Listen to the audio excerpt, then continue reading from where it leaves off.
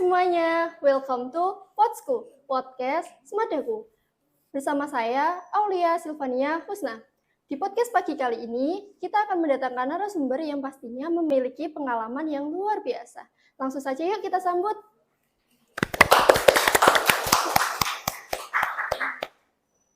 Pagi Fristi. Pagi. Apa kabar nih?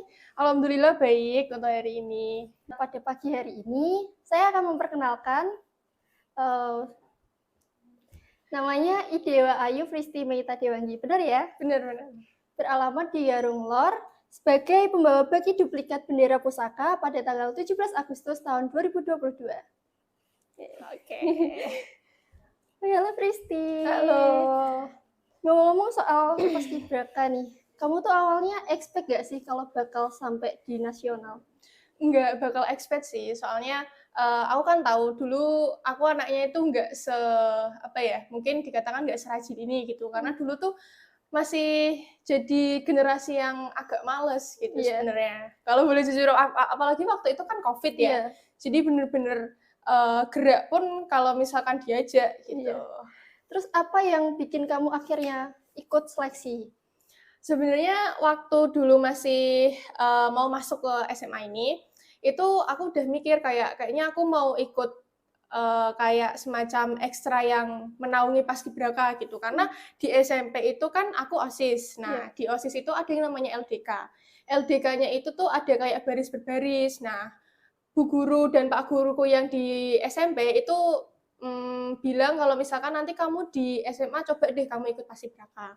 Nah, akhirnya aku di SMA cari-cari tuh yang namanya paskibraka tuh apa sih, di sini tuh ada nggak sih?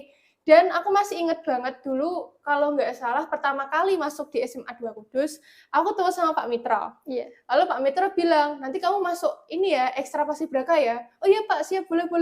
Nah, dari situlah aku udah mulai meniti tuh, udah mulai kayak bangkit lagi, ayo kita jangan malas-malasan, gitu.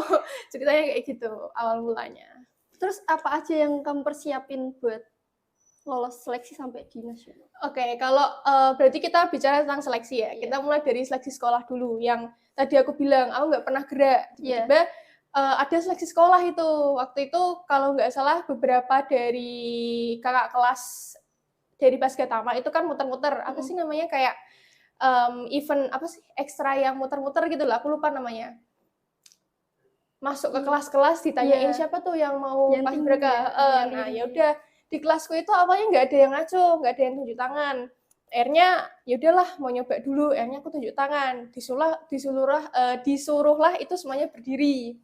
Akhirnya aku ditulis namanya. Nah, di hari Kamis, dulu kan hari Kamis belum pakai OSIS ya, masih pakai batik. Nah, di situ tuh diseleksi sekolah. Waktu itu masih kelas 10 dan yang nyeleksi itu kelas 12, bukan kelas 11. Jadi masih banyak banget alumni-alumni. Nah, waktu seleksi itu kan disuruh push up, sit up, sama baris berbaris. Karena the first time aku bener-bener latihan, jadi tuh esok harinya badanku tuh kram semua, sakit semua, jarum semua. Itu bener-bener yang masih tak inget. Terus alhamdulillahnya ya masuk ke seleksi sekolah. Terus habis itu latihan lagi sama teman-teman yang dari sekolahan buat dimasukin ke seleksi kabupaten. Ya, tak lolos tuh ke seleksi kabupaten. Nah, di kabupaten itu juga banyak yang dipersiapin, kayak misalkan lari 12 menit itu kalau misalkan di GOR Balai Jagung harus minimal dapat 4. Nah, jadi sekitar 1.600 meteran. Nah, di 4 itu. Jadi di sekolahan itu kita harus latihan bener-bener yang di-push banget gitu loh, walaupun apalagi waktu dulu kan masih ada shift-shiftan. Nah, kalau misalkan aku dapat shift pagi, jadi aku pulangnya enak, langsung istirahat. Kalau kacaunya tuh kalau dapet shift siang, habis latihan langsung pelajaran itu tuh bener-bener capek banget gitu loh. Nah, itu aku jalanin sekitar 2-3 bulan sampai di bulan Maret kalau nggak salah. Di bulan Maret itu udah seleksi kabupaten. Nah, di seleksi kabupaten ternyata lumayan sih, banyak banget kan dari beberapa sekolahan. Nah, di situ aku di seleksinya larinya itu cuma dapat 3 putaran lebih ya, 3,5 putaran doang. Itu bener-bener ya capek banget. karena aku nggak kebiasaan Iya. lari, jadinya masih aku korupsi pakai jalan dan lain sebagainya. Nah, aku masih inget dulu dikasih tahu sama alumni kan yang dari Pasgatama, kalau misalkan fisikmu jelek, sebisa mungkin PBB-mu itu bagus. Nah ya udah aku pakainya yang PBB aja. Terus alhamdulillahnya ternyata aku lolos di provinsi sama partnerku yang Frankie dari SMA 1. Nah, di situ latihannya makin berat karena udah semacam di trainer sama ini yang alumni Paskibraka provinsi yang tahun lalu. Misalkan aku tahun 2022, jadi aku dilatih sama yang 2021. Namanya itu Mas Radit. Dari SMA mana ya? 1 Pulau kalau nggak salah. Nah, di situ tuh latihannya makin berat banget. Waktu itu kelas 10 kan masih shift-shiftan. Iya. Nah, aku sering kali bolos les, sering kali gak ikut les tuh ya gara-gara latihan itu. Terus waktu liburan tuh aku bener-bener sama sekali nggak liburan, bener-bener latihan pagi. Kalau misalkan hari ini pagi, besoknya sore, besoknya lagi pagi, besoknya sore, kayak gitu. Nah, di masa-masa aku latihan mau ke provinsi, aku baru bisa merasakan lari di alun-alun itu 4 putaran aku nggak berhenti gitu loh, nggak ada jalan. Nah, di situ aku udah mulai kuat larinya, udah mulai terbiasa. Terus habis itu di bulan-bulan Mei, kalau nggak salah di bulan Mei itu udah seleksi di provinsi. Nah, alhamdulillah banget. Aku nggak tahu ini kita sebut sebagai hoki atau apa. Waktu di Kudus itu kan latihannya ada push up, sit up, back up untuk di provinsi. Ternyata waktu di seleksi provinsi itu cuma lari aja. Itu untung banget. Aku kayak kok nggak ada ini ya, kok nggak ada push up, sit up gitu kan. Ternyata cuma lari aja karena mungkin kayaknya kesiangan. Nah, terus habis itu seleksinya lumayan panjang sih selama 2 hari. Terus aku juga nggak expect karena sebelum berangkat ke provinsi aku mikirnya ya udahlah di provinsi aja udah cukup, gak usah sampai yang nasional ataupun apa, karena aku tahu di kabupaten aja anak-anaknya udah kayak gitu, maksudnya kayak udah benar-benar perfect gitu loh, udah pada cantik-cantik, apalagi di provinsi gitu loh, pasti kan fisiknya mereka lebih kuat, IQ-nya lebih tinggi dari aku mungkin, terus wajahnya juga pasti cantik-cantik gitu kan. Terus habis itu bener-bener gak tahu ya, pokoknya pesimis itu tetap ada gitu. Waktu di sana ternyata tuh aku dapat dorongan buat berbuat yang lebih. Aku bisa lebih dari kemarin dan aku kayaknya bisa ngalahin ini gitu. Dan alhamdulillahnya itu aku lolos di tingkat nasional dan masih inget banget itu bertepatan waktu aku ulang tahun. Wih, hadiah ulang tahun ya. Iya. Aku masih ingat itu hadiah ulang tahun yang bener-bener gak bisa tak lupain waktu mau berangkat ke nasional. Tapi kamu pernah nggak sih ngerasa kayak capek terus tiba-tiba pengen nyerah aja di tengah jalan gitu? Pernah banget. Waktu itu kalau nggak 2 kali sih aku ngerasa kayak gitu. Waktu di kabupaten setelah mau ke provinsi, aku itu bener-bener down karena ya dikatakan balik lagi sih fisikku itu tuh masih buruk untuk kategori yang calon paskibraka provinsi. Nah, itu di situ aku mikirnya kalau misalkan diganti gimana ya, jadi bener-bener ngedown banget gitu kan. Terus habis itu cerita juga sama orang tua, kayak yang lebih baik dari aku tuh banyak, yang lebih ini tuh banyak. Terus habis itu dibilang, ya kalau misalkan yang lebih baik dari kamu itu banyak, harusnya mereka yang dipilih. Nah, kayak gitu. Kalau misalkan kamu yang dipilih, berarti kamu tuh dikasih kepercayaan gitu. Dari situ akhirnya aku mulai banget lagi tuh di provinsi dan alhamdulillahnya masuk ke nasional. Ternyata di nasional itu pressure-nya lebih dapat. Yang pertama kan di nasional karantinanya kita nggak bawa HP. Jadi bener-bener aku nggak tahu kabar di rumah tuh gimana. Terus yang kedua kangen sama orang tua itu wajar banget kan. Ya waktu itu kalau nggak salah pertengahan waktu latihan aku udah mulai kayak kangen sama orang tua, aku pengen pulang gitu. Karena waktu di sana, waktu COVID itu 1 kamar 1 orang. Jadi bener-bener sendirian gitu loh. Kita nggak boleh ngomong sama kamar depan kita. Karena waktu itu booming banget COVID yang di Jakarta.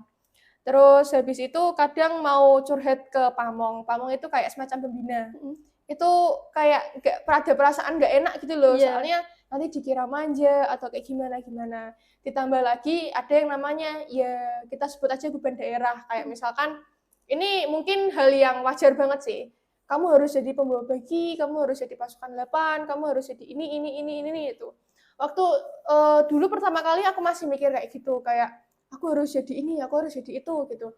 Tapi setelah aku jalani kayak kalau misalkan aku cuman berfokus kepada itu, nanti aku nggak berkembang gitu loh. Yang penting kan aku udah sampai sini, aku udah jadi paskibraka tingkat nasional tuh udah oke lah gitu. Nah, ternyata dari situ Allah itu kasih yang lebih. Kalau kita tuh udah bisa bersyukur tuh pasti Allah tuh kasih yang lebih. Dan alhamdulillahnya ya aku dikasih kepercayaan lagi sama pelatih-pelatihku di sana untuk jadi pembawa baki di pengibaran gitu. Terus apa sih yang kamu rasain susah senengnya di sana tuh pasti kan ada kan? Nah, susahnya tuh apa dan senengnya tuh apa di sana?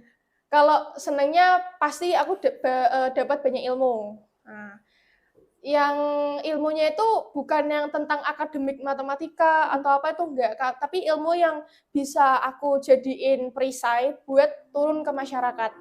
Terus susahnya ya itu tadi sih, apalagi aku kan anak tunggal, jadi bener-bener kalau jauh dari orang tua itu tuh hal yang mungkin bagi aku pertama kali gitu loh. Itu sih susahnya, sama kemungkinan aku kalau misalkan ini sih agak susah diajak ini berteman, soalnya di sana aku mikirnya tuh ini anaknya keren-keren semua, jadi aku ada perasaan minder, aku insecure banget di sana karena bener kan cantik-cantik, tinggi-tinggi gitu-gitu sih sebenarnya. Terus itu kamu karantina berapa hari sih?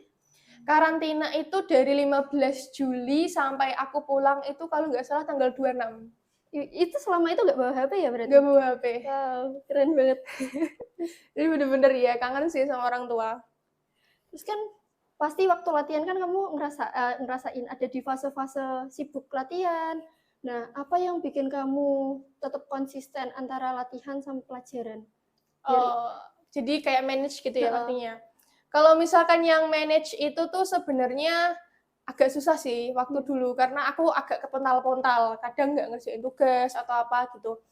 Tapi balik lagi kalau misalkan kita udah niat itu tuh kayak kita jalanin aja gitu. Dipermudah kayak ngalir aja gitu. Dari aku sih mungkin tipsnya kalau misalkan manage waktu itu tuh kerjain yang bisa dulu. Kalau misalkan kamu nggak bisa ngerjain itu, ya udah kamu cari dulu tuh yang kamu nggak bisa tuh apa. Terus misalkan udah mentok nggak bisa, ya udah tanya ke temen. Gitu. Aku dulu gitu. Pokoknya aku sebisa mungkin aku kerjain yang aku bisa dulu. Misalkan yang aku bisa itu tugasnya sedikit, ya udah aku kerjain tugasnya dulu. Habis itu aku berangkat latihan, balik latihan nanti kerjain lagi. Kalau nggak bisa ya tinggal tidur besok. Kayak gitu. Capek banget ya kamu? Lumayan sih waktu dulu. Kerasa banget capeknya. Terus kamu sebagai kelas 12, kamu tuh dengan pengalaman kayak gitu, kamu tuh punya niatan buat daftar Akpol atau Akmil gitu nggak? Iya, untuk sekarang aku ada niatan buat ke angkatan, ke Akpol sih memang. Untuk ini juga udah mempersiapkan. Iya, keren banget. Terus dari segala yang kamu usahain tuh, kamu dapat pesan apa aja sih? Maksudnya yang buat diri kamu? Dari aku sendiri itu kayak mungkin kita tuh kadang nggak tahu apa yang kita bisa gitu loh. Kita punya passion sendiri, kita tuh punya sebuah kekuatan, kita punya sebuah dorongan yang sebenarnya kita itu mampu, tapi karena pikiran kita, karena lingkungan kita yang memikirkan kita nggak bisa, kita jadi ikut-ikutan gitu loh. Jadi ibaratnya tuh kayak walaupun kamu ada di antara ombak-ombak, kalau kamu sekuat karang tuh nggak bakalan ini. Jadi bagaimana caranya kita itu bisa tetap tegak, itu tuh ya kita tahu diri kita sendiri. Memang yang paling sulit itu adalah mengendalikan diri sendiri. Kamu tahu apa yang di hati kamu bisa kendaliin apa yang di pikiran kamu. Gitu. Boleh nih Fristi kalau mau kasih pesan-pesan buat penonton juga. Waduh, pesan-pesan kayak gimana nih? Oke. Pesan dari aku. Mungkin sekarang kalian baru di masa-masa yang capek, di masa-masa yang mau menyerah. Aku pernah dapat kata-kata dari temanku. Kalau misalkan kamu punya cita-cita, mau jadi apapun itu, kalau kamu sudah yakin, maka cita-cita itu tuh gampang banget untuk diraih. Jadi semakin jelas kamu mau ngejar cita-citamu, maka semakin jelas juga jalanmu buat dapet cita-cita itu. Keren banget ya. Oke, dari aku itu aja. Tetap semangat. Ya, terima kasih Presti Sama-sama. udah ngisi podcast pada sesi kali ini. Jadi kita ada hadiah buat kamu. Oh my god. Lucunya. Ih. Oke, buat kalian yang mau hadiah kayak Presti juga, kalian bisa jadi narasumber di Podsku. Oke, sekian dari saya. Kita lanjut podcastnya nanti ya. Sampai jumpa. Bye-bye.